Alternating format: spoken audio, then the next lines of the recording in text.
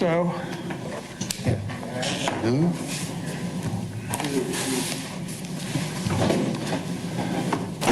let's go ahead and call the meeting to order. Tommy Lopez and Kevin Harrison have both reported that they will be here, but they will be late.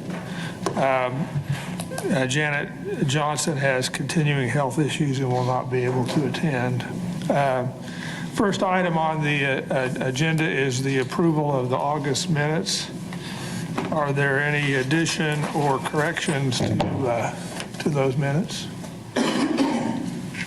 Is there a motion to approve? So moved. Second? Is there a second? I second. All in favor say aye. Aye. The minutes are approved.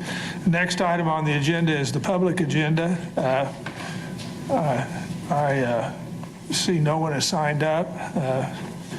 I note, interestingly enough, that I had an opportunity to see the Animal Control Board's minutes the other day, and they had 80 people in attendance at one of their meetings. So 80 according to the minutes. And those animals. Right. We don't have big puppy dogs here. No, I don't know what that tells us, but in any event, that I just had noticed that difference. The next item on the agenda is a review and discussion of Policy 205 and Regulation 5. Twyla had asked for those to be put on the agenda, but I asked Captain Easter to circulate them, and then perhaps let's discuss them. And Captain, do you want to lead the discussion, or how do you want to do that? So I have not been here when you guys review regulations and policies. I don't know what you want. I don't know if people have had time to look at it. You already have questions for them, or you want to discuss it. It's really up to you. Right. I think If you want to do it, I'll answer whatever questions you have. I don't know necessarily what you want me to do to. right. Twyla, you had the specific desire to put these on the agenda. It may be best if you come over here, Captain, so we can get you on the audio better. But I think generally it would be helpful I assume everybody's had the opportunity to review the policies. It would be generally helpful just to identify for us and anybody that's interested in watching what the policies are and how they're handled, if you know, and then we can talk about specific questions or concerns or details.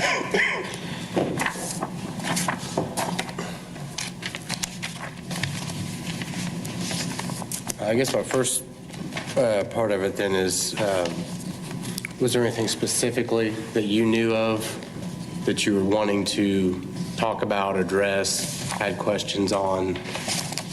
Yes, after I read these, I do have some comments and observations, but the reason I picked them, so there was a list, and you sent the list of those coming up, over the next 6 months or something, and so I don't know how this board typically picks policies for review, if you look at the list, or I don't know how you've done it before, but these two, I thought, based on some of the conversations we've had recently, might be appropriate for the CRB to review. I think just the way the board does it is occasionally the department has brought to us a policy and said, this is something that we've had a controversy on or people have raised concern about, and we'd like to talk about it. That's the more typical way they come. Occasionally, we've had citizens ask about policies, so we put it on. And then historically, the liaison captain, whoever it is, from Doug Nolte to Chet Pinkston to now Captain Easter, will send out and say these policies are up for review, and most of them are not matters of any note, but that's how it comes up. So Yeah, and you had an overload, I went back through and pulled everything that was up with all the policies, there's always going to be 15 to 20, right, that are coming up. Sure. Or the next 6 months, there's probably about, 30 on the list, so there's always going to be that rotating thing. It is something that if the chief or one of the deputy chiefs brings something to my attention, meaning we'd like to get your input on a policy, that specifically I will send out and say we're requesting you to look at it, review it, give us suggestions. Other than that, this is kind of where we're at.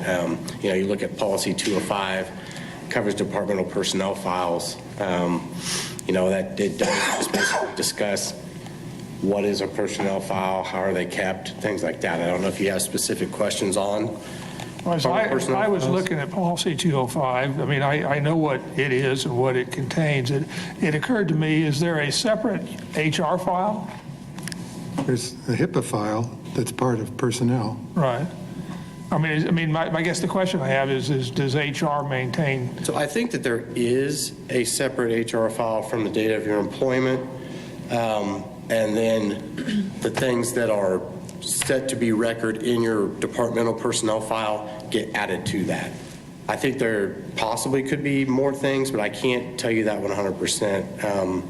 I don't know if anybody else in the room that deals with this knows more than I do, but there are, as far as I understand, you have a human resources file, but then we have our own internal departmental file. I mean, I'm assuming that the HR file or personnel file, as apart from the departmental personnel file, would have, you know, salary information and insurance information and just kind of the administrative stuff that goes along with being an employee in it. But I didn't know whether, if there's any notion of HR involvement in discipline processes or HR involvement in promotion processes, if those are separately maintained in more than one file. Not that I'm aware of.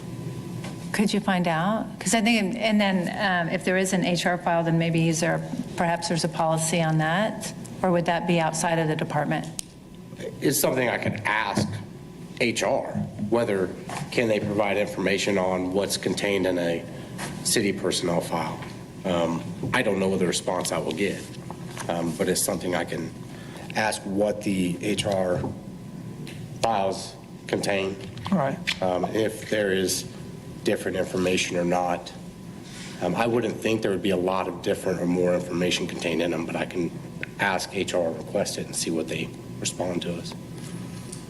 I think after by reading this policy, what I see is it looks like that all departmental information that relates to the officers' performance evaluations, discipline, and all that is intended to be in the police personnel file. Right. Is that correct? Yes, sir. Right. And am I correct that that is a permanent file, and so it's just for the history of the employee? Correct. There will be one standing personnel file from hire date through termination, retirement, whatever it may be. And it looks like that from the standpoint of at least the policy, that it is, I guess, a static file, or in the sense that things go in and they can't be moved out. There's a control process on what's in the file and what's not in the file, and that's documented, it appears. Is that correct? Correct. And there is I've read through these, but to look back through here, you know, like where it talks about in bullet point 5, you know, a member may request a removal of a document, but it's at the chief of police or deputy chief of police level for authorization to remove it. And about everything that has to do with a personnel file or department person is at that level for request to grant to see it, to ask for changes, to ask for removal of items, things like that. If it is an HR file, or it isn't, and I don't know, if it's really a personnel file, then maybe it doesn't fall to the standard of an HR file. But it seems like it's difficult. You have to get permission from like the chief. And well, actually, so let's look at number 6. You have to have approval of the chief of police, comma, support services deputy chief, or. So I don't know, chief of police and support services, or, but it's a kind of a high standard. Usually, you know, you go to HR and say, I want to see my file, and bam, they have to give it to you. I don't know what you see like in your business. You'll know more about that than I do.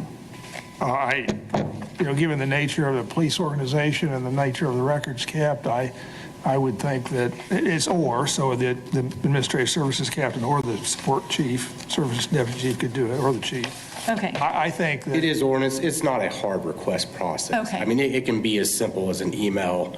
Hey, I would like to review my person, because what happens is there's different staff, like meaning whether it's the payroll person in charge that actually goes and can get your file for you, Sure. and things like that. So, but it's not like a painstaking process. It is. I think that's probably the appropriate way. I mean, you want to maintain the integrity of the process, and therefore you're going to have a control I process. think it's a control mechanism.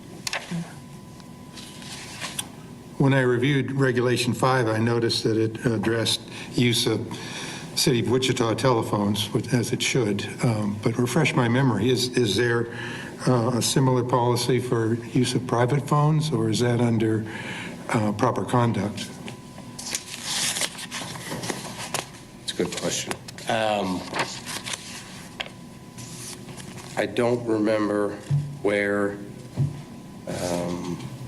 or what exists on the use of your personal phone.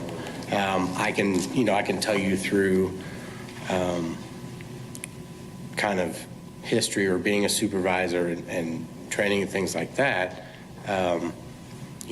Officers need to understand that kind of what we've seen in the light of things, that your personal phone, especially if it starts to cross with police business, is not completely off limits with anything. But I don't know where the actual specific direction is at, which once again, it seems like I come here and leave with more questions sometimes. I apologize for that, but I don't know where the actual direction is 100%, if it would be a city HR policy on the use of personal phones, or if we have something that is within a different regulation that addresses it. I would think it's probably within anything that would be here would be within Regulation 5, but I can look at that and see if there's something more specific I can find.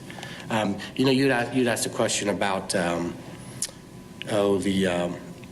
investigation out in LA, right? Yes, the photographs. About photographs, things like that, So it could also be piecemealed a little bit together because, and I sent part of what the response I sent to all of you on all those different policies I kind of located with different things. Within our evidence policy is where it talks about, social media policy is what I found, right? Where it talks about you will not distribute evidence, pictures, things like that from crime scenes that haven't already been approved by the PIO, the police department, and sent out. So there could be, when it starts to come to your personal use of your phone, it could also be piecemealed through separate policies that address specific instances, if that makes sense. And I don't have the exact answer on whether there's I don't know of a general policy that says telephone usage or personal cell phone usage. Thank you for that response. I mean, if you recall in our discussion in the texting cases, and one of our recommendations was that the police department consider perhaps revising or at least evaluating their social media kinds of policies, and that was one of the points for consideration on that issue. I assume that because, as I understand it, based on our prior discussions, there are very few departmental phones, so I assume most of the officers, even for department business, use their personal cell phone. Is that correct? So no, not anymore. Okay. Yes, until, I can't give you exact, but until the recent past that was correct. Now department members are issued phones that they use for departmental business, and I believe it is the same phone that's used in connection with the Axon cameras. Oh, okay, so that's new news to me. So all the officers now have an assigned cell phone? Correct. All right. And it's a dual function purpose. And really, a lot of the main purpose is for the Axon cameras and the capture and things like that. But they are assigned those now. Now, it's not necessarily something that is just that number is put somewhere for people to contact them specifically, but it's a number that they do use. And like if a citizen requests a callback and things like that, they can use it for that. Okay, so I mean, it's a regular cell phone that's... It is. All right, and because, and I know that for my ride-around, for example, the officer would talk on the cell phone to somebody else on police business, for example. Is that how they use these phones now? Correct, yeah. So up until recent, it has been, the officers had to use their personal cell phones for a lot of business. But now we got to the point of issuing those. Okay. Am I correct in recalling that there's some supplemental compensation that officers receive that recognizes that whether they're on duty or off duty, there's still an authority figure within the community, and it also bridges things like, it could bridge things like the use of a phone? That's a two-part question. The first part was, just for my own benefit, is there a supplemental compensation for officers that deals with that duality of whether they're on duty or off? No? What am I thinking of? Depending on Actually, there is. the It's called- situation. It's called the standard of conduct pay. That's what it is. Oh, if you're talking code of conduct. Yeah. Yes, yeah, so that exists strictly within the FOP contract.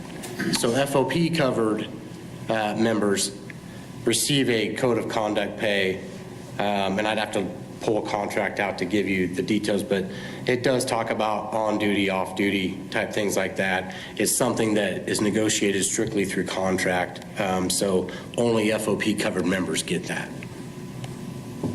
What was the second part? You've satisfied my curiosity. Thank you. So back to this then, back to policy 205. What I still think the standard of you have to have approval. And usually the public sector, I mean, if I want to look at my personnel file, I have to, right? And I understood that was kind of HR law, so not being a lawyer and not having studied this. Let's see. So anyway, what's missing back on this 205 is it doesn't say who can look, who else can access the personnel file. It doesn't say if your supervisor or any supervisor or any captain or anybody. I didn't see anywhere where it says who does get to access it. It's pretty limited for the employee to access, but I don't know who else can come in and ask for it. I would, I see what you're saying. This is may personally inspect the departmental members' personnel file, speaking about them. I mean, I know that there are times that supervisors, whether they're needing, there's different ways to do it now. I don't think we access them like we used to have to. When we used to have to do things where we're having, say, a selective process for something, there was times as a supervisor you had to go in and look through files to find maybe a discipline entry, things like that. Now a lot of it is so electronic that maybe, and this was, revised not that long ago in 2020, but maybe even that is a little outdated on how people are getting that information. I know that a supervisor, and anybody over there, if you know differently, correct me if I'm wrong, but if you have a valid reason to look into an employee's personnel file, and the only times I've ever had to do it or seen it done that I'm aware of is to try to find some type of a discipline history when you're looking at some type of a matrix process. So some of this might be outdated, meaning just we don't have to go access that file anymore, and the information is still there in pieces without looking into a full file, if that makes sense. I think some of the things that could be in there, meaning promotion dates or merit increases, pay increases, things like that, now are probably all electronic to where you don't need to go find that. And I appreciate we're asking you a lot of questions and you're not prepared, but we're getting a lot of I think and you don't know, and so I would, like to know. I'd like to have more of the specifics. If this stuff is all over the place, if it's on IEPRO. It's called EIPRO. EIPRO, okay. EIPRO is a data database that's linked to Blue Team, which is Right. actually where officers submit use of force, chauffeurs, accidents, pursuits, so on and so forth. It actually also houses their IA files, so they actually have their IA file at their fingertips, as do their supervisors, Okay. but that's mainly for evaluation purposes, discipline purposes, so on and so forth. Other employees cannot look at another employee's file unless you're a supervisor, and even then it leaves a footprint of who was in that file, how long, what did they look at, so on and so forth. Okay, so any supervisor or just that employee's No, direct? It's an employee's direct supervisor. Supervisor, and that's the only If person? I worked for Captain Easter, Right. he would only be able to see my IA file. So whoever is my direct supervisor has access to that. Other than that, a specific other division would not have access to that. But his supervisor on top of that? Would have access So everybody in your chain of command? within my chain of command. Right, okay, and nobody else? Because this came up, the fella who had filed an internal complaint against the former chief, right? And I think he wanted to look in his file to see how that complaint was resolved. And so that's probably what prompted wanting to look at this. So kind of what I'm hearing, it sounds like this could use some updating, right? The policy, because it's not just, a personnel file, like a paper file. And on updating, number 7, it's going to be stored, makes it sound like it's kind of paper, and then when they run out of room, they're going to store it electronically using Laserfish. And maybe Laserfish sounds old school, but maybe it's a more current technology, but my guess is maybe they don't use that anymore. We still have Laserfish. But, is the department still? Laserfish meaning an electronic storage system. Okay. Not Laserfish, Not the old one. like Laserfish in the old film. Okay, so this is A then, name of what our program is. We call it Laserfish. Okay, And okay. it is an electronic storage area. okay. All right, well, thank you for that clarification.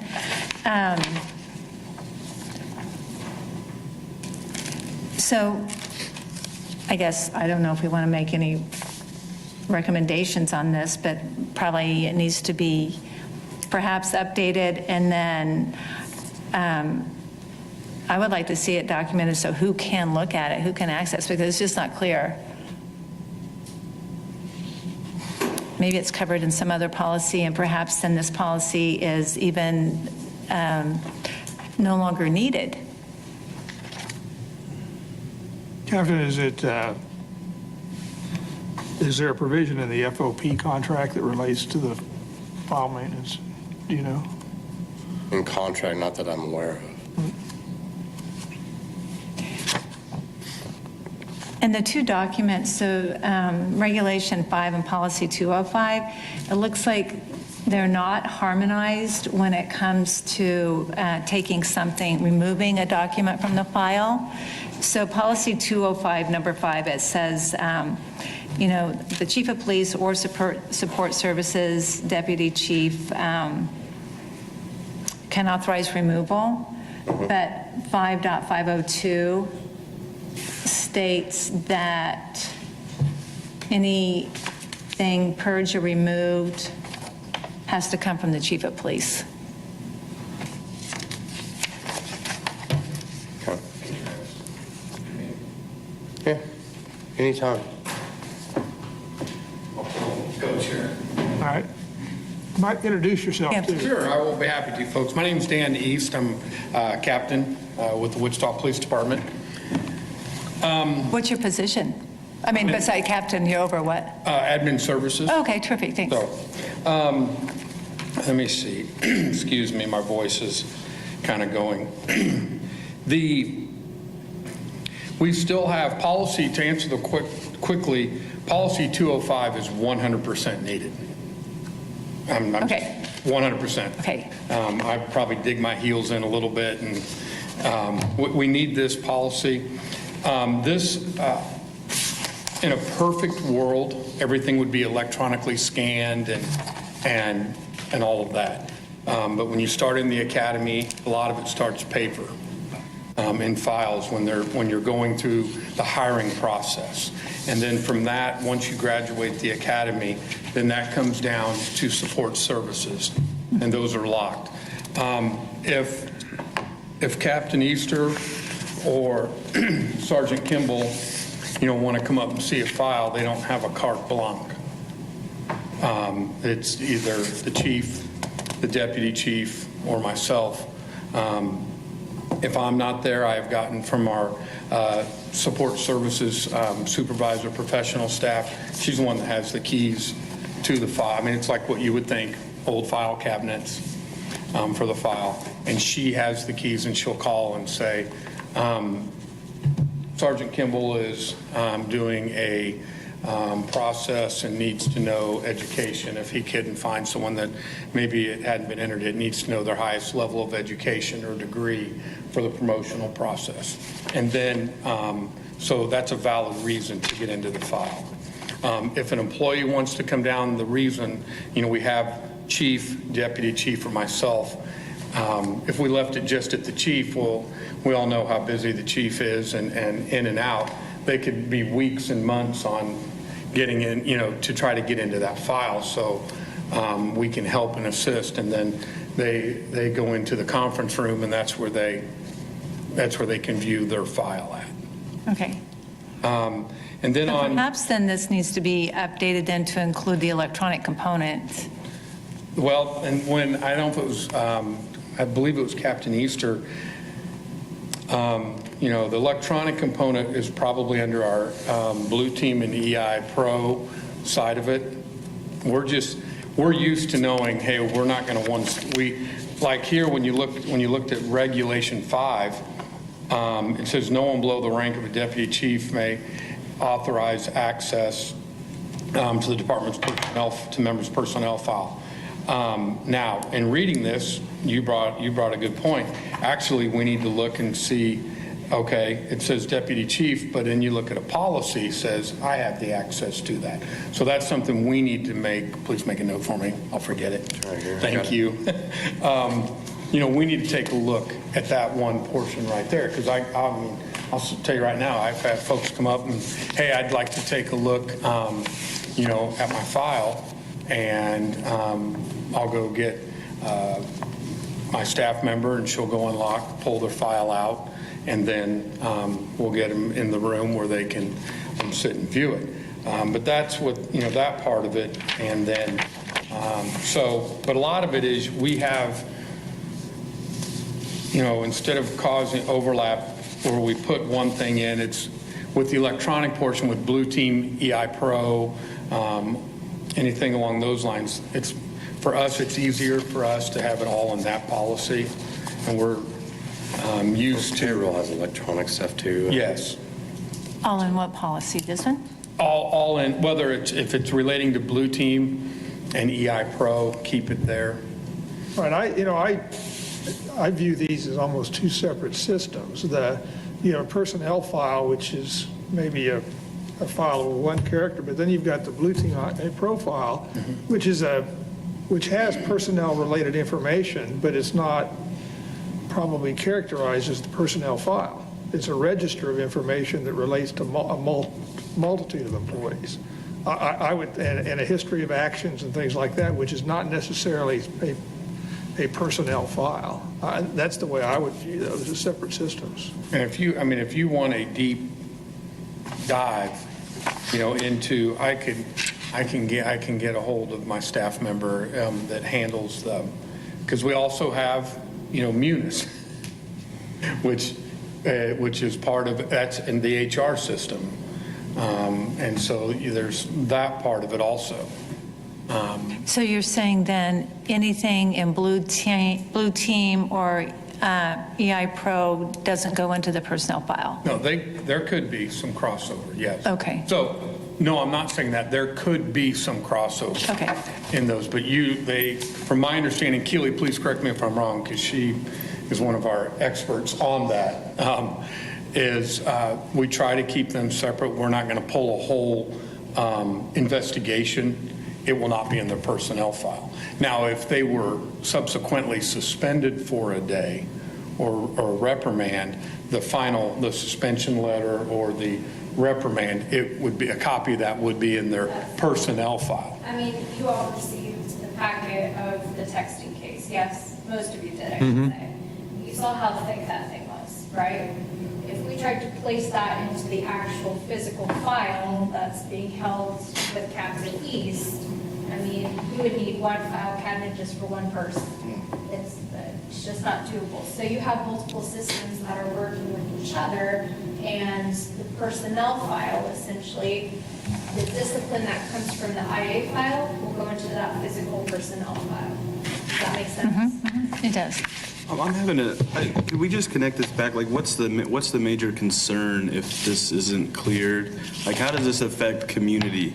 Because, I mean, I think we could probably give some advice, maybe HR ask questions, but I'm not clear about how this would connect to a community member and why they would care. So if Twyla or even Jay, if you could help me understand, like, what's the concern if this is not clear, that would help me, because I'm kind of lost right now. Yeah. Well, I can. Oh, good. Everybody's looking at me. Yes, I believe it does affect the community, because we've heard a lot of things here in the last year and a half. You know, in my opinion, where there's smoke, there's fire. You know, and there's been a lot said about the administrative staff of the department, and maybe, you know, it's all false, and I hope it all is. But I wish I could, I want to say Oldridge. I don't know if you remember when he came and did his talk to the board, right? And he didn't have access, and he was given different information. So the department, in my experience, my limited experience here, they fall back on their policies and regulations to support any actions that they take, right? And so, like this, a department personnel file. You know, if it's true, if there is some sexism or racism, you know, within the department, and it's not all that transparent to everybody, then, like, who can access this? You know, there's a lot of folks. It doesn't even say, according to this personnel policy here, it doesn't say who can access it and who can't. It doesn't say it's limited to just one person or the person's supervisor and then on up the chain of command. So, yeah, I think there is a component of community that goes along with this. You know, we want a functioning police department that has solid policies and procedures, and they're written in, oh, you're smiling, smirking. Okay, what's the smirk about? My smirk is that I understand completely what you're saying. Okay. And I understand that. And the writing and the, you know, with the we would not have an officer go in and review the city manager's personnel file or the police chief's, you know, personnel file. There may be something that comes down in a court order or something where we would have to allow someone in there. But I just, I'm happy to bring somebody here. Comment was made about, you know, I don't knows.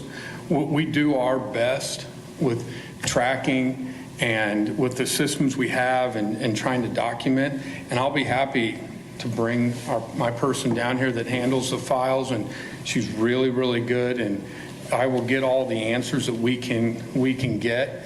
But I keep going back to if we lay out and we restrict ourselves so tight, you know, these persons, which we can back ourselves into corners, especially on this. And I think we can all agree that a police, you know, an officer, they don't have carte blanche to go in and just look at files. But it doesn't say that. You know, I mean, You so feel they there's. should say that? Well, Am I I mean, understanding that correctly? So what I'm hearing is there's the way things are done, and then there's the way things are written, how they're done.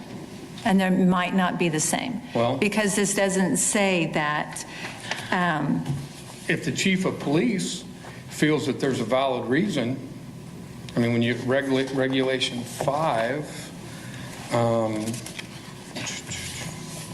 let's see here.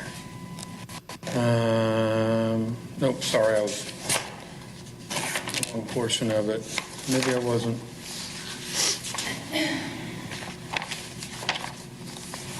I mean, and that's, if you feel that, you know, we, as a group, we should really look at that and narrow those down, we can most certainly do that. And look at those points, you know, look at that. Oh, there is personnel, it's 5.501, you know, on page 3 of 7. Right. Below the ring. But it's the one below where it's not harmonized then with policy 205. Right, what we spoke about, I get that. Twyla and I may disagree. I mean, there has been a lot of controversy, even this week, about various issues and what's in what files and what's not in the file. I don't think these are policy-related issues, at least related to these particular issues. I think the administrative policies, while they might be adjusted or tweaked a little bit, aren't the issues that need to be addressed. The one example that Twyla gave about the officer who came in, it wasn't that he couldn't see his personnel file. It was, his complaint was he didn't see the outcome as it related to some other person's file.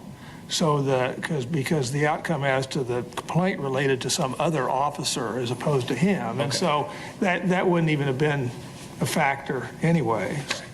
So that, And I believe it had to do with when we have external complaints and we send a conclusion letter that has a conclusion to it, where as if an internal member makes a complaint against another internal member, they don't get the same conclusion type information.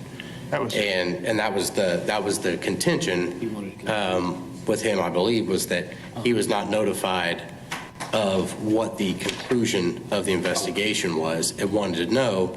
And I know that, and where it would be exactly, I'll have to find it for you, but I know that internally, members aren't notified of the outcome the same way external people are, because it's a personnel matter and we don't give internal personnel information on other internal personnel, which is why they don't. It might seem odd. It seemed odd to me when I first heard it and had to think through it, but we don't provide that internal information to other members of the department. We will give a public person or an outside external person at least a finding. Right, okay, so we kind of But that's where you were talking about. Right, okay. All right, so, all right, well, I don't know if this board is comfortable then with policies that are not consistent with how things are done. There's not much to be done here. So perhaps you could harmonize these, right? Yes. And then if and when it becomes an issue, then perhaps these would be tightened up. I think it. I didn't hear your last part. I just said, if and when it becomes an issue, I guess then at that point they'll decide to tighten these up.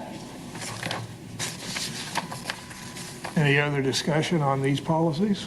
Oh, that was just policy 205. Regulation 5? All right. Obviously, this board doesn't have much of an appetite, I guess, for the sense I'm getting for Oh, I disagree, clarity Twyla. on this. I think I'm not getting any support here, you know? I share your sense of obligation to the citizens of this community that, as a board, we're entrusted with making sure that the department operates with reason and restraint and consistent professional standards. But I do think we need to get to a point where we're either making a recommendation to the department or making a formal request. We're engaged in a little bit of an inquiry here that doesn't have an outcome to it.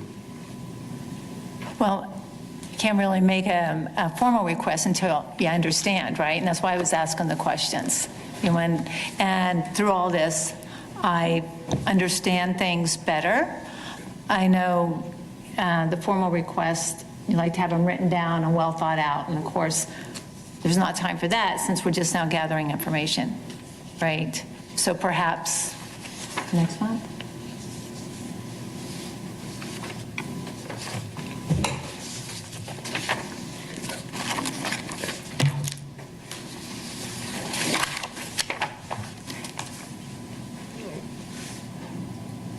Anything else?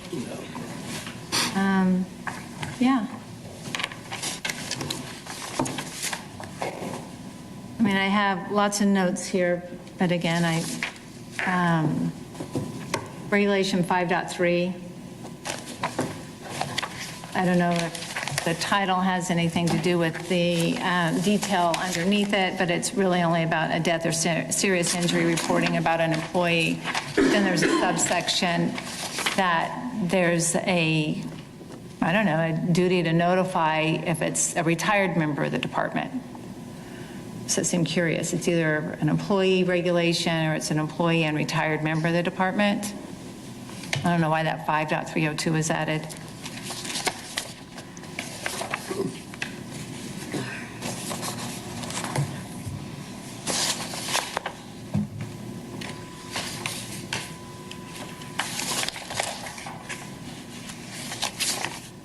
Um, 5.806, I don't know what indicators are. If you could define what an indicator is for me, please. I can answer that. Oh, thank you. The indicator is if you make an error on paperwork. Okay. And it's sent into the record section, and they catch that error, they send an indicator out to the unit, to the officer saying, hey, you messed this up. And they also let the supervisor know that the indicator was sent out. All right, terrific, thank you.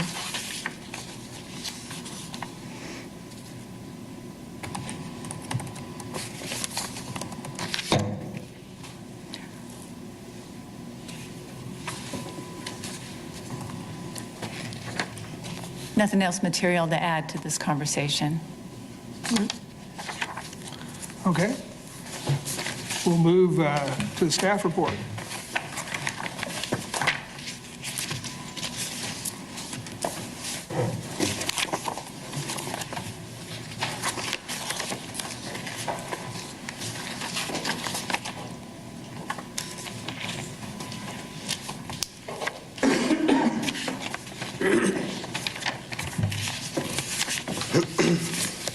We're starting on the graphs as we normally do, and starting with finalized complaints, August 1st through August 31st, 2022.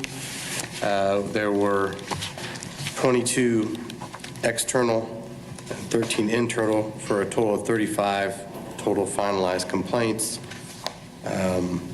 Number of employees investigated was 41. Out of total number of employees in the department, 838. The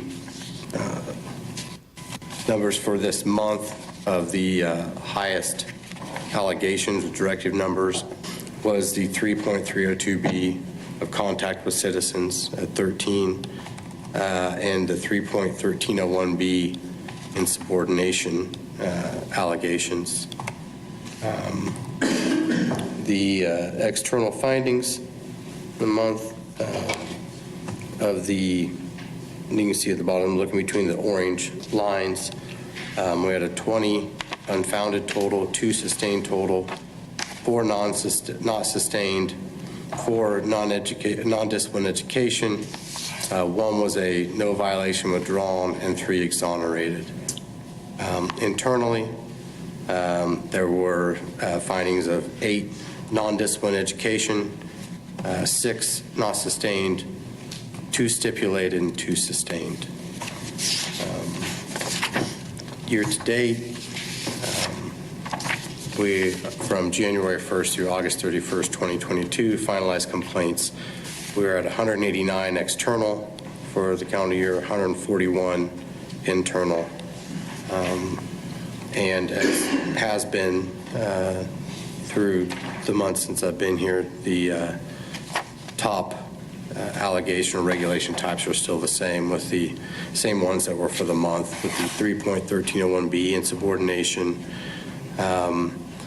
General duty responsibilities comes in there at 55, 3.916B, and contact with citizens, 3.302B.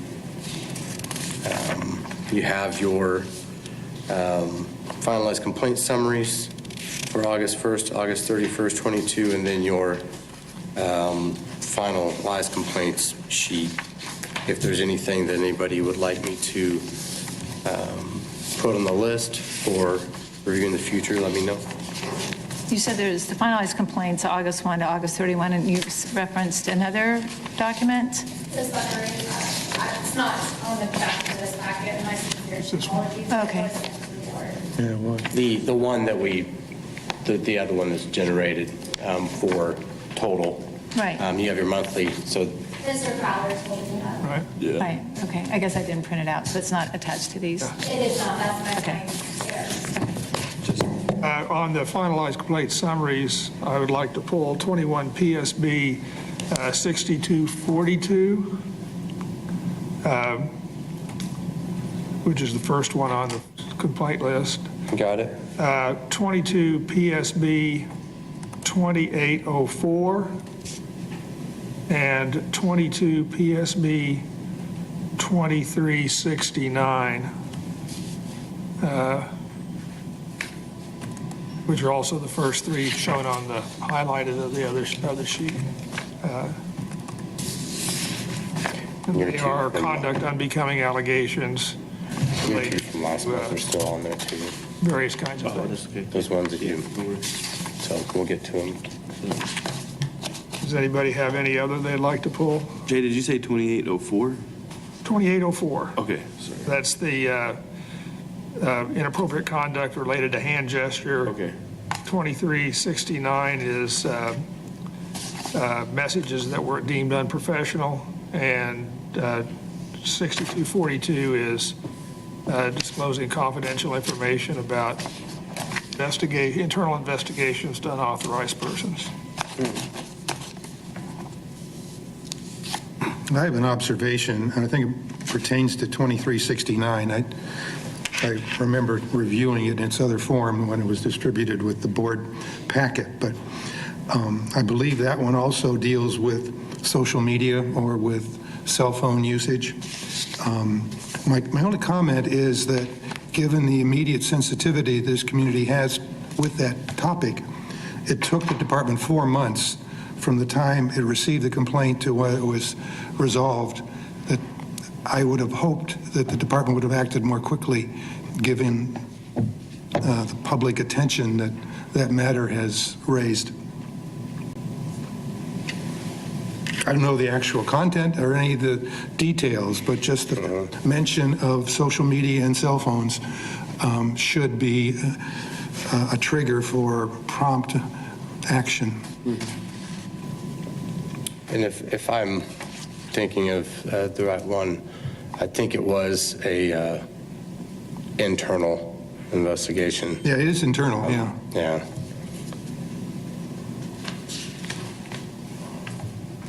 And maybe I'm just not aware of the complications of an internal investigation, but I was questioned the 4-month duration for the investigation. Some of these are the date received, date complete. They're pretty quick. Yeah. Yeah. This one I'd like to review is 3970.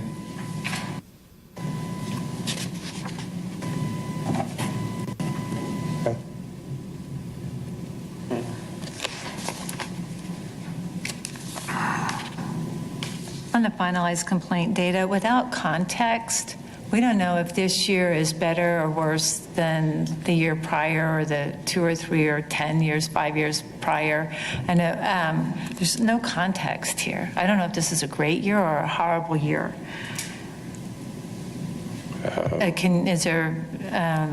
Can you get year-to-date or, last year's figures?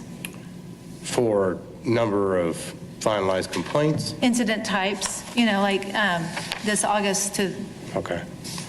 January to August. I see. So Right. that So for 8 months, on the there's- on the graph forms. yeah, 113 insubordination. I don't know. Seems like a lot, but I have no idea.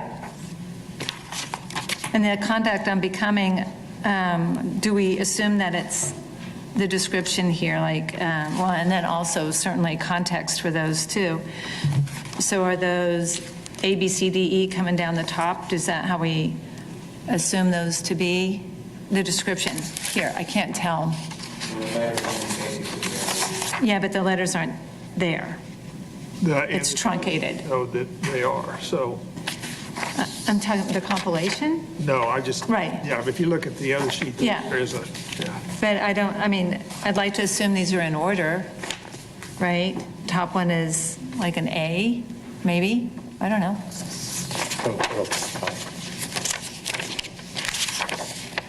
Right here. Yeah, on that side, is there not an A, B, C at the end of the No, it's truncated. regulation number? Do you not have that? The finalized, in the color sheet, that it's a C, that's identified, but on the summaries, it's not. That's the ambiguity. Here. And you're talking Find out about them the becoming graph, so. A. So A, B, It's because it's, on They're some not of down here. these, it's cutting off. I get right, what you're yeah, saying. yeah. Yeah. I see one. You're right. I see on those three right there, just typically it has the, Well, there's like 6. 1, 2, 3, 4, 5, 6. Oh, I don't have my these. bad, I was looking at the wrong one. Right. So I'd like to assume they're in order, but maybe it's the most egregious one, you know? So the Yeah. graph right next to over here, Uh-huh. it's pulling the same numbers. Oh, here they are. They're up here at Yeah, they're the, okay, in that's alphabetical terrific. Thank you. order. All Yeah. right. Okay. Yeah, thank you. Thanks, Makes Julie. sense. I also had a question on this same page here that, so we have the regulation type, and then we see the incident type, whether it's external or internal. Is there a more common type of complaint that we get internally and a more common than one we get externally? Like what, I mean, I see the total number here, insubordination. Is that mostly going to be an internal or an external?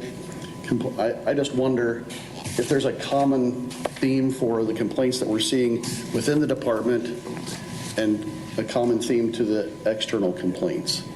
That makes sense? That we're It seeing them does. all together as one, but it could, I don't know. I know that's that's one more data point and it's going to cause a lot of work. I'm just curious, I don't know. I'm just curious. Something that's simple to, Yeah, I don't know. So you remember the graph that you guys were getting beforehand for this previous month in August? I was pulling those by hand. Every single entry I would have to go into, and I would have to figure out, okay, if it's an insubordination, what's the directive that goes with it? So for an insubordination, 3.1301B, okay? That could fall under multiple different things. That could be an accident, that could be a private policy, that could be a body worn camera. I mean, it umbrellas multiple things. So I would then have to read the summary to figure out what exactly does this mean. So when you guys were given the definitions last month for what the overall title is now, which is just the insubordination, and the directive that goes underneath that, what each of those are for each one. And we did that to give you guys a better outlook of what the overall numbers are. It also saves the new person, Michelle, who is not here right now, but it saves her time on getting you guys this information in a quick, timely manner, because it would take me a week. And I mean, you guys know, I produced these from birth. So if it took me a week just to do this, it would take her about a month. Because you have to go through every single entry, especially with something such as the insubordination complied with policy. You have to read that summary to determine what actual directive and regulation it needs to go with. Does that make sense? and I can talk a little bit more and see about what you're saying, like out of 113 of those, is it internal, external, or is there the same three that always come up internally and externally?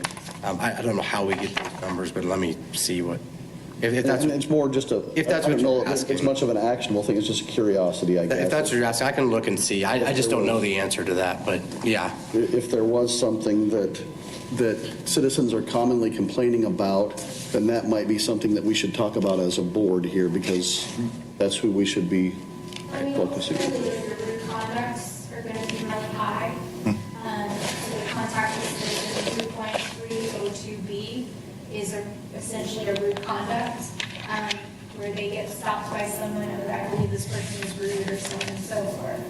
We get a lot of those. There's code policies are going to be like an internal, such as what started Kimball was saying about the indicators. Officers, maybe not writing in something directly and it's sending an indicator.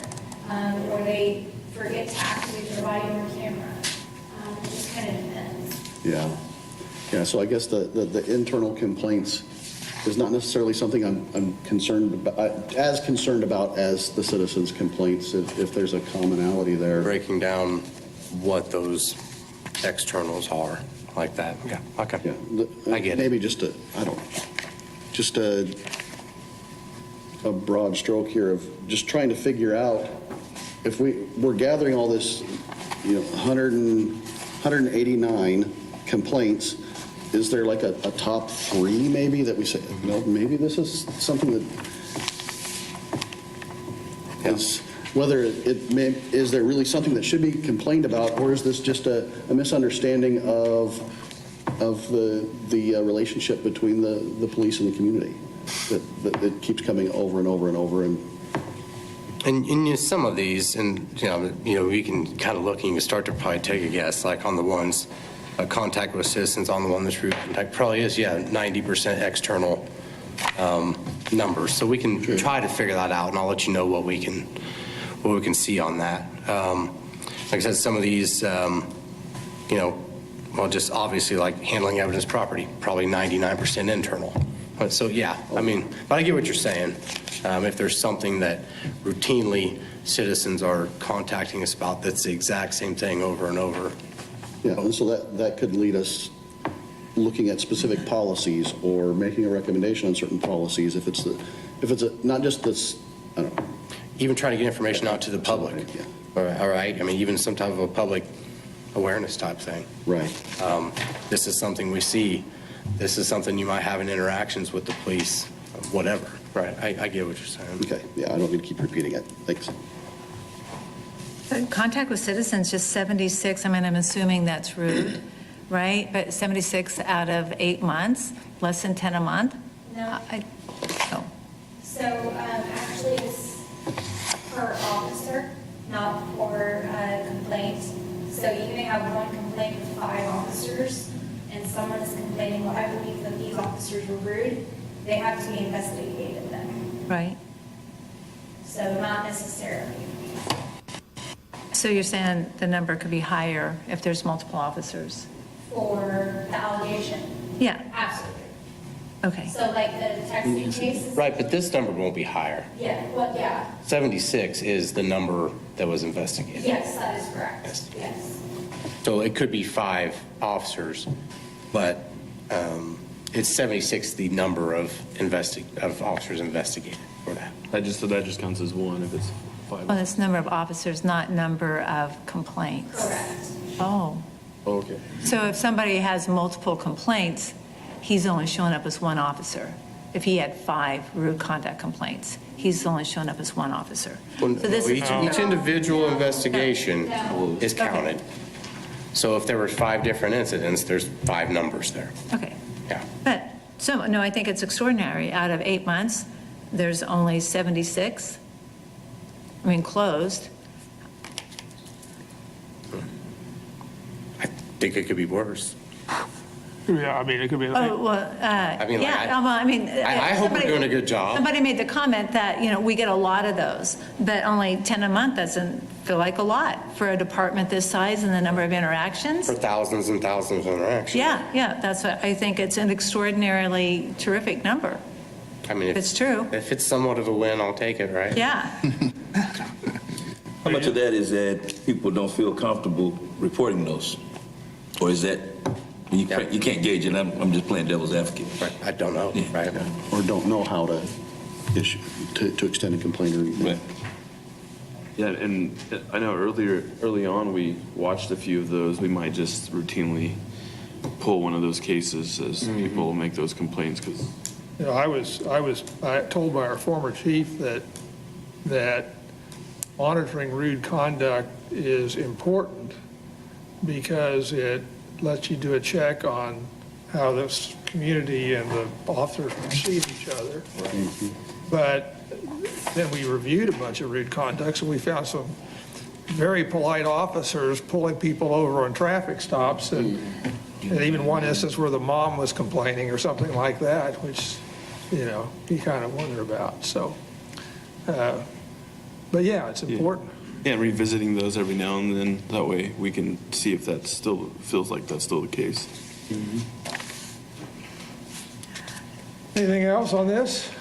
Further to Kevin's question, I'm wondering whether there's anything that we will be able to benefit from in the Jensen Hughes study that relates to the public's confidence in posing or presenting concerns for departmental operation, or whether there's that reservation or nothing's going to happen, why complain, or why lodge a I think part of their mission is to do that cultural assessment with the community interaction, to do some focus groups or some one-on-one kinds of interfaces with us as well as with members of the community, and hopefully.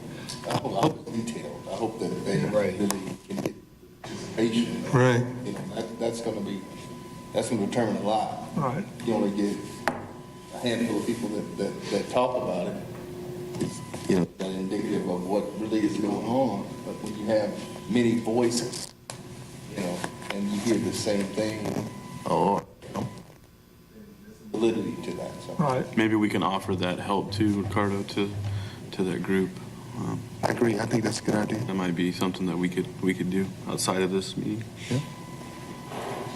I would like to think this is a one-off and not indicative of the culture of the police department, but I'm going to share a personal story that kind of aligns with what we're talking about. So I was pulled over by Ray Reneker. He's retired. He was a captain at the time. He and another officer pulled me over.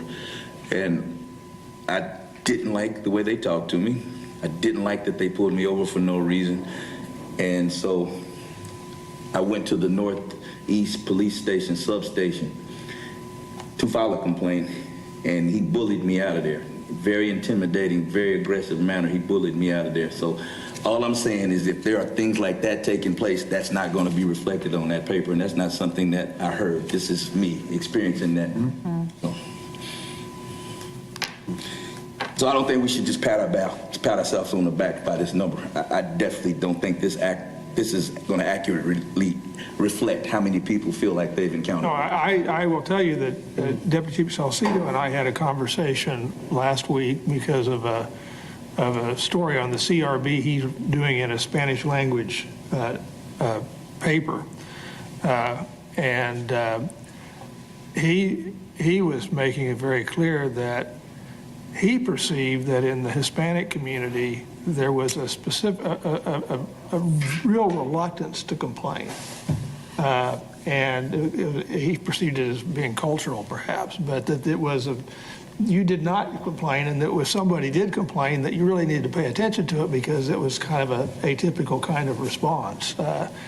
And so, yeah, no, you're going to have to dig that out. I mean, we're going to have to engage and hopefully this cultural assessment that's being undertaken can be a tool to assist in that.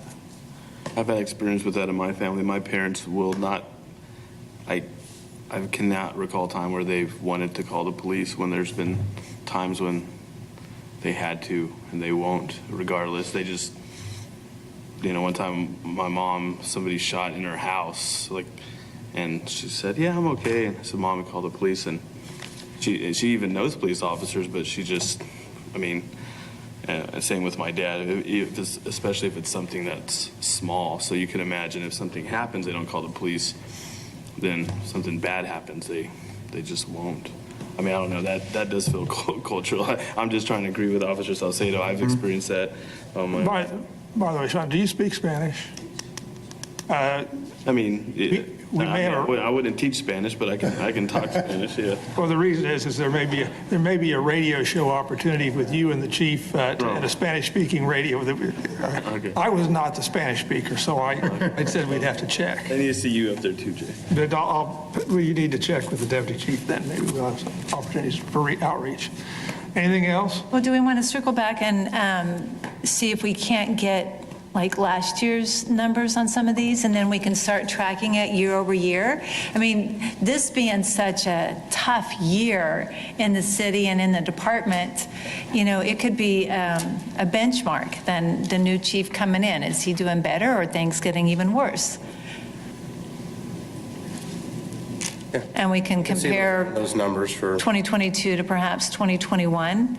I think, wouldn't they be on our December, into the December minutes from the previous year, and then we can go to the previous? Yeah, so then they can just bring those forward. Now, with the data. We can just pull it up. We don't have to have them go dig stuff up again Yeah. if it's just right there. Should be on Andrew to date on that December meeting. And then you can decide how you want to present it here. Okay. How many years do you want to go back?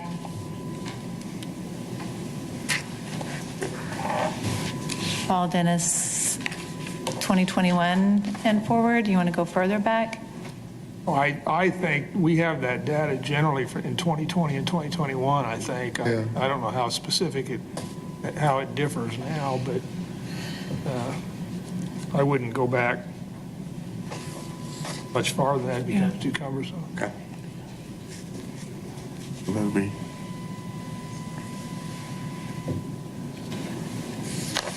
Yeah, I'm looking at our old, but going back through our minutes, we can pull it all the way back to 2019 with the graphs that we've got here, the different things that are right there. If you pull up the December ones, it's right there, so. Does it have the detail on the type of directive number or the regulation type? No. It doesn't have that Okay, detail. okay, No. It doesn't. It has general categories. okay. And it has sub-classification types and so on. Has anybody had time to ponder kind of what we discussed last month about the internal complaints and breaking those down by gender and race of officers, of those who had the complaints filed against them, to see if it's, in proportion, roughly in proportion to the makeup of that gender or race within the department? I think we talked about it last month.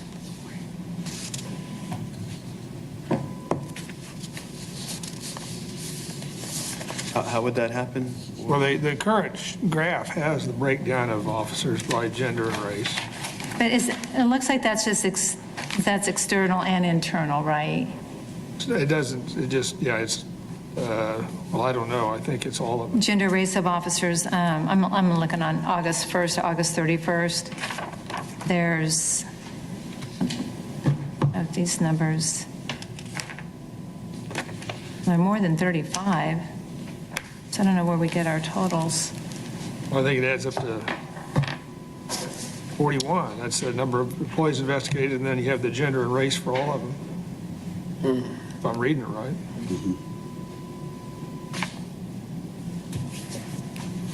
But that's external and internal complaints. The question I'd like to know is, are the black or minority officers or the females, are they getting a disproportionate number of complaints filed against them, disproportionate to their makeup within the department? internally. Internal. External, not a lot that can be done. I mean, it's important, I guess. A frequent request or response that we got from the city manager when he was here responding to our 8 points and recommendations was that will be covered in the Jensen Hughes study. I'd like to suggest that some of the answers that I think Twyla is looking for will be reflected in their report, and that's not too far off, 6 months, right, initially? I think that's the general timeline, Yeah. When did they start? Do we know? I I believe there is an initial meeting next week, but I don't know, other than the meeting exists, I don't know where they are in terms of the process. And that meeting is with the mayor and a council member. It's kind of a kickoff meeting, I think. Okay. Have they assigned then, like, I don't know, a point person here to handle this investigation? I guess, so that with contact information so folks can reach out to? They're going to outline a whole process for that. I Okay. haven't seen the document. Okay. I think maybe that's what this meeting is for, to outline that, but I haven't seen it.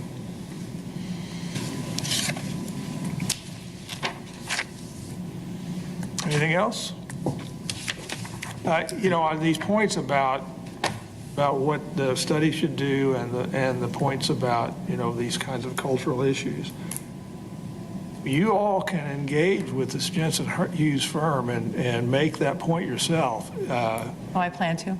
And of course, we can as a board as well. But there will be that opportunity. So Is that something we initiate, or will they be coming to us as part of their review? their proposal plan says that they intend to engage with us among a whole series of folks. I anticipate that it will not necessarily be at a meeting like this, because that might be counterproductive. It has to, I think they want to have a sit down and visit heart to heart as opposed to a public meeting. But so I anticipate individual or small group interviews. But they have not told me. No one's told me that. Dennis, were you thinking about making recommendations to that group? Was that something I thought you said right now? In Yeah. terms of, should we? Yeah, or all sorts of input, things that like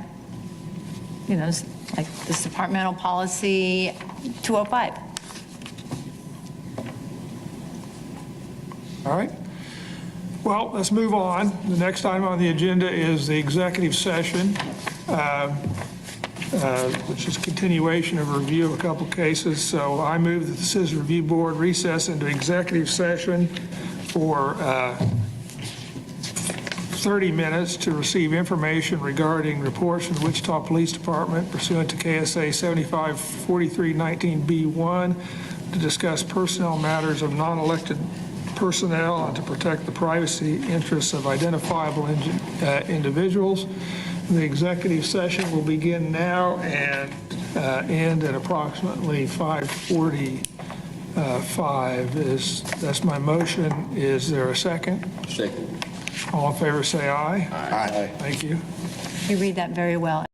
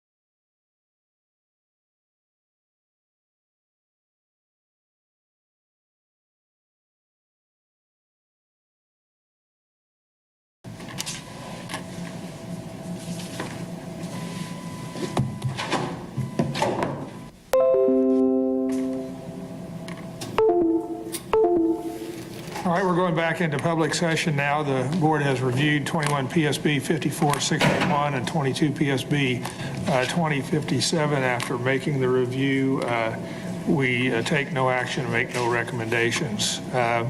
Next item on the agenda is new business. We have had a discussion about the use of Axon cameras and the opportunity to, or at least some new demonstrations. Sergeant Kimball, did you want to tell us what you indicated might be available for the board members to look at? Yeah, they have a new taser that they offer. We carry an X7, X2. They have an yeah, it's called the Axon Roadshow. And that's one of the items they have. They have a new X7 taser. They have you can see scenarios through like a virtual reality headset. Like they're going to demonstrate drones. They offer drones too also. And other equipment they're bringing. I mean, I don't know everything, I haven't seen it yet. I just remember what they brought a year ago. All right. Is that primarily for department training, or is that literally a public relations type? It's a public relations type. They want to sell products and make people aware of their products. Are they the only company? Is there another big company? I always see Axon. A company by itself, and Axon was a company by itself, and then Axon purchased. Are they the only thing in? Custom also makes body cameras, Okay. LiDAR guns. I've looked at their product before. Okay. So custom with the KUSTOM, they're out there still. Signal makes But Axon is probably the biggest though, right? probably the largest and the one that you hear the most about. Yeah, every time I look at a video, it usually says Axon. Yeah. What time will they be there? I'm pretty sure it's 10 September 30th. 10 in the morning till 2 in the afternoon on the 30th. It's going to be at 4310 19th Street. It's the training academy at WSU. I don't know why I messed that up. But they're coming in. I'm helping them the day before it gets set up. And it's a large trailer, and they'll have just a bunch of stuff for people to touch and see. All right. Any other items of new business? Well, the February 2021 board motion to have that citation data presented quarterly to the CRB? So I read through that today, what you were talking about, and I couldn't Today. understand what the request was. There was a lot of conversation back and forth about adopting something and looking at it, but it looks like the board was provided several documents that day possibly to review. I don't know what, looking through the minutes, I don't know what data specifically was asked for. There's a collection of data on traffic stops that Professor Berger had utilized, and then Walt Chappell got a copy of it in an Excel spreadsheet, and the department has it. I don't know how often they update it, but it's that collection of data. And there should be an analyst or somebody in the department that is the custodian of that information. Our Deputy Chief Pinkston would probably remember what that was. You might check with him. So something that came from that meeting specifically. It was has to be tracked or something that was already provided. It is a collection of data that has been periodically generated and studied at least twice. And Dr. Berger had put out, I think, over the last several years, 2 reports. But there's a database of traffic stop information is what it is. And so I would suggest checking with one of the analysts, or with Chief Pinkston maybe would remember more specifically exactly what you need to get a hold of. And Twyla, your request to the board is to have that quarterly. Well, no, my request is to honor what the board moved to. Yeah, back. The board had requested that it be updated on, I think, a quarterly basis, and there were some reasons why there were some delays and things like that, but it is a computer-generated report, I believe, and so that was the request. But since February of 2021, nothing else has come back up. We've not gotten any supplemental reports after that. All right.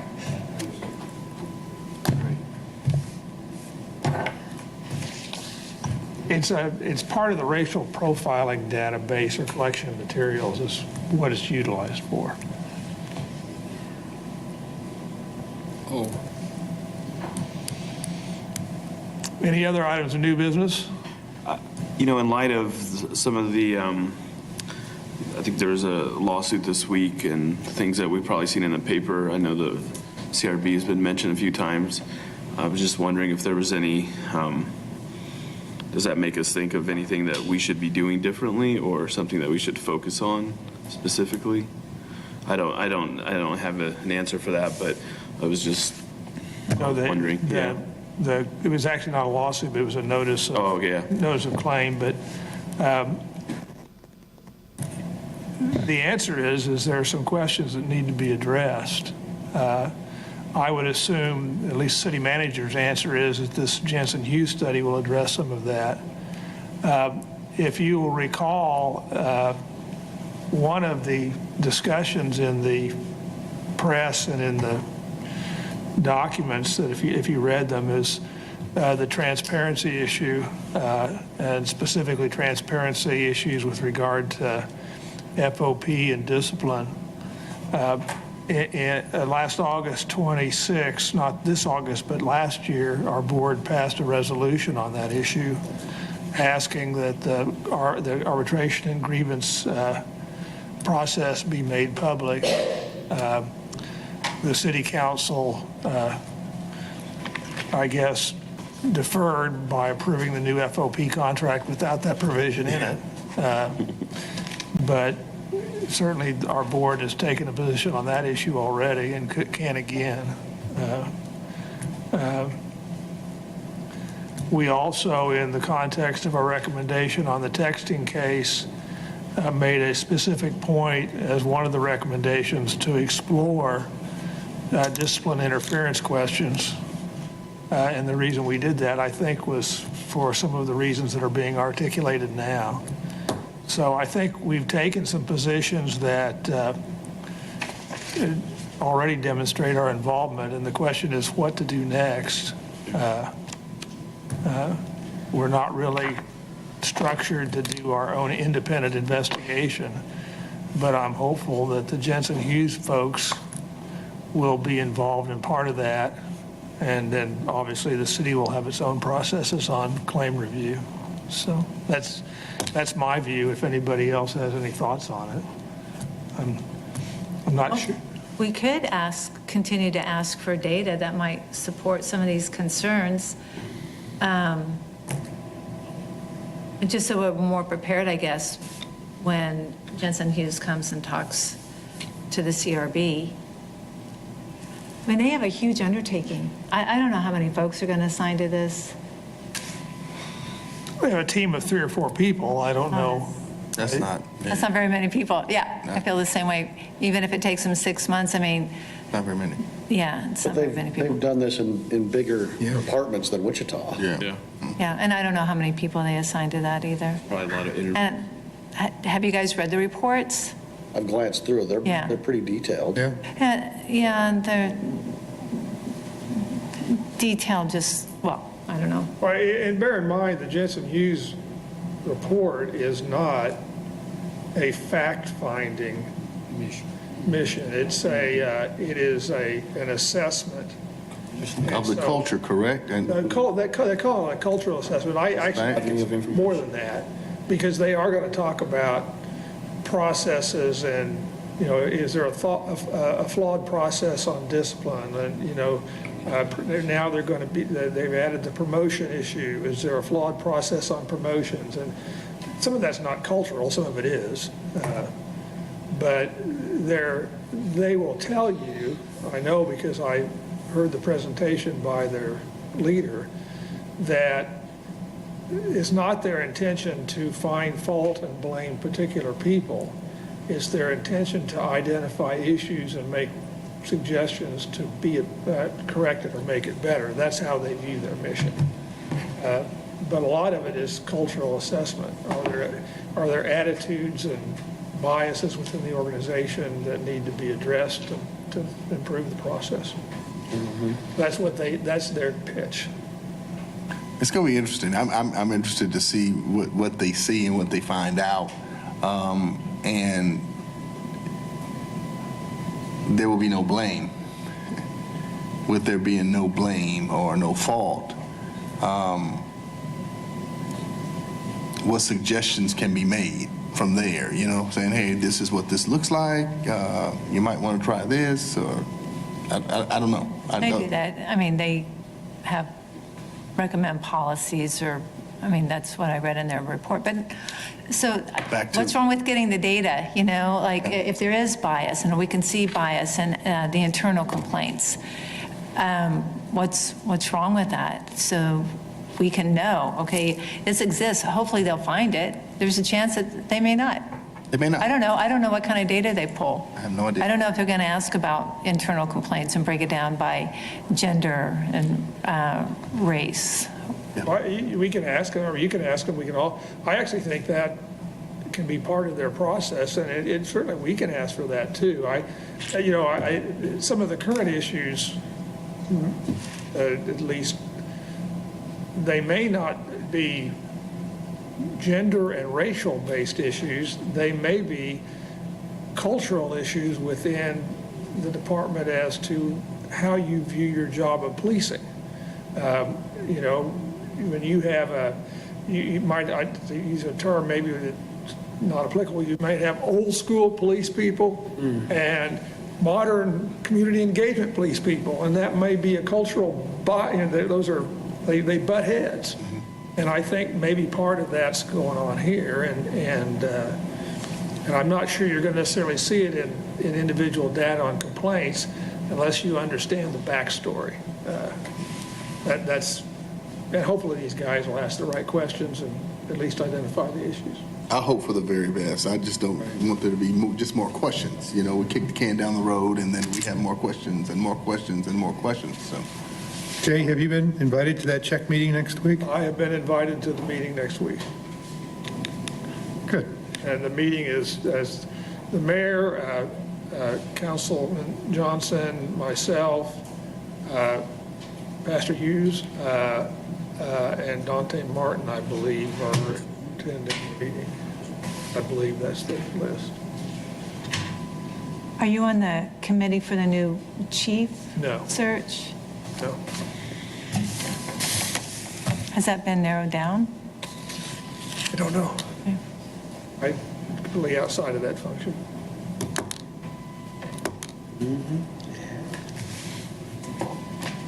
Is there a motion, anything else? Motion to adjourn? new meeting, next meeting. October, fourth Thursday in October, Good stuff. All right, which is 28th? 28th, I guess. The 27th? 27th. 27. Yeah. 27. October 27th is, unless somebody has a concern with that date, that's when it'll be. Is it- Strong likelihood that I won't be able to Think make about it. what you do for the November and December meetings? Or will you do that in October? We usually do it in October. Okay. I mean, typically what we have done is, You guys like it. well, all right, we can do it. Typically what we do is have one meeting for get us there. both, and I think the last year or two, we've done like Earlier I November? think it was the first week of December. December typically. Yeah. So it'd be like, ideally, well, for me, ideally, it would be December 8th. Yeah. Although we don't necessarily have to do it on a Thursday.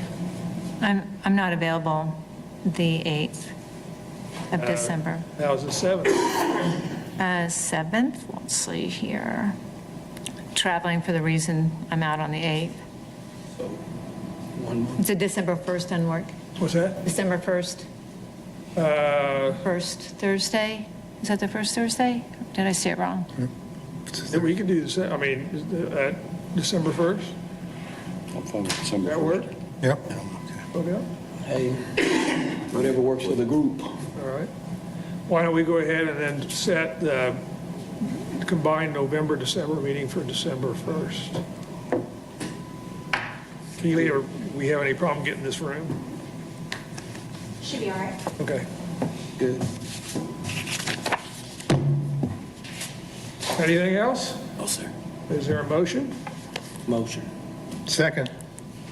All in favor, say aye. Aye. We're not even sure what the motion was. Adjourned. Thank you. Gotta go home.